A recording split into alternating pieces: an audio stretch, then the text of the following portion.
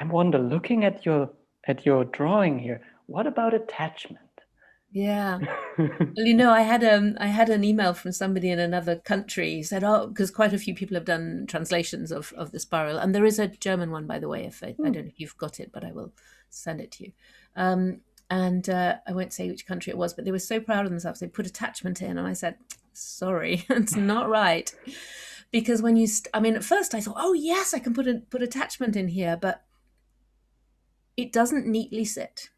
Mhm. Um, there are parts both in fight, flight, and in freeze who are doing what they do. The way they operate is either, um, uh, I've lost the word. Gosh,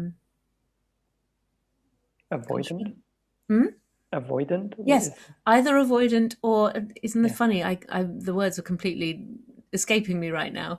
Or what's the other one? anxious. Anxious. Yes, thank you. So either anxious or avoidant. You've got them in both parts, in both sections, Mhm. and at different ages, we will do different ones. So I can't be an avoidant person because as a baby, I might have tried some anxious, and then of course every baby cries until they don't manage to get met, Yeah. and then their next strategy will be whatever worked at the time, and we all have multiple strategies. Mhm. So as I view attachment not at all in the way that uh,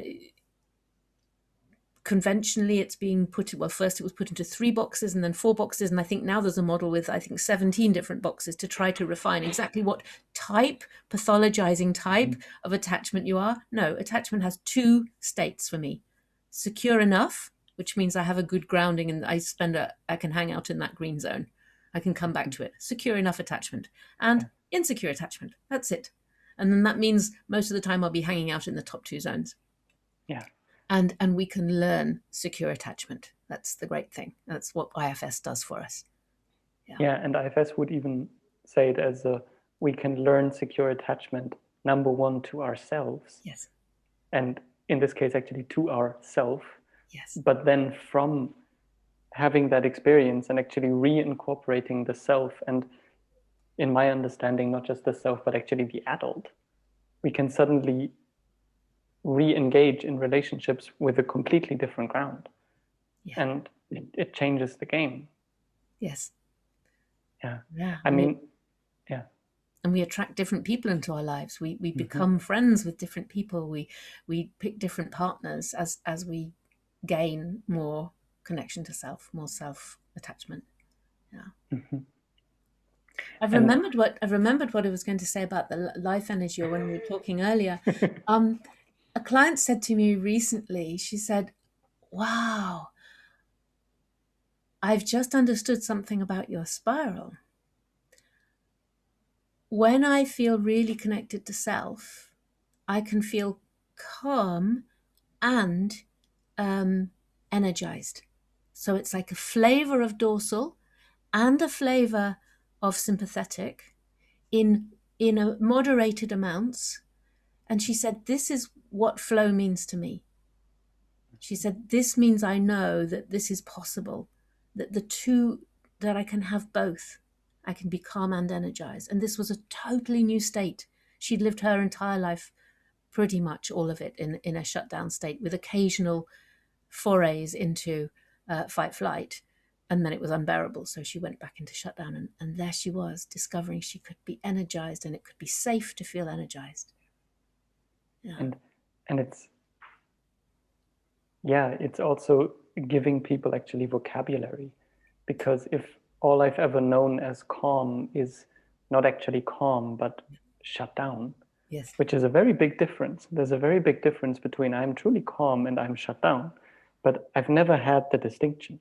It, for me, it has never existed. It's almost impossible to grab, or to understand this. What else is possible? So then to find words like, oh, it's that thing I know from there, but mixed with that. That's a beautiful way of trying to make sense. Yeah.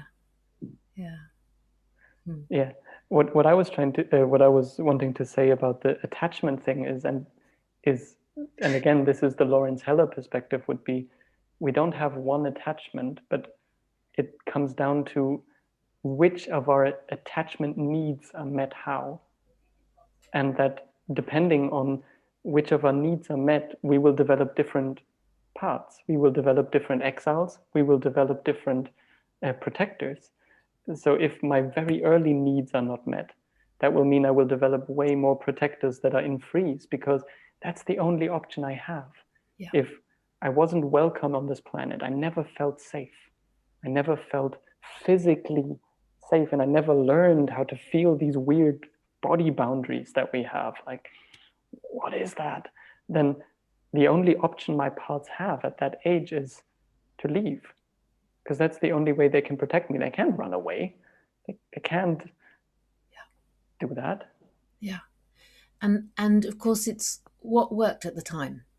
Mm-hmm. So for one child, they may cry and cry and cry, and nobody comes, and so it's impossible to keep crying. So you have to shut down, and that may become their way of being.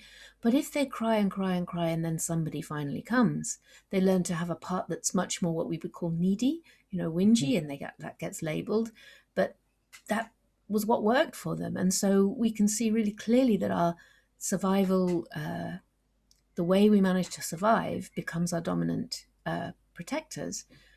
But that we'll have different ones, and we'll try different ones at different times, and we will try different ones in our relationships. So, for example, if I'm in a relationship with somebody who is more avoidant, then different parts of me will come into gear. Then if they're very anxious, then my avoidant parts might take in, because of course secure attachment isn't possible. Mm-hmm. So I'm not one thing. It's probably why I didn't remember the words for it, because I just don't work with those categories. It's either secure enough or insecure. Yeah. Yeah.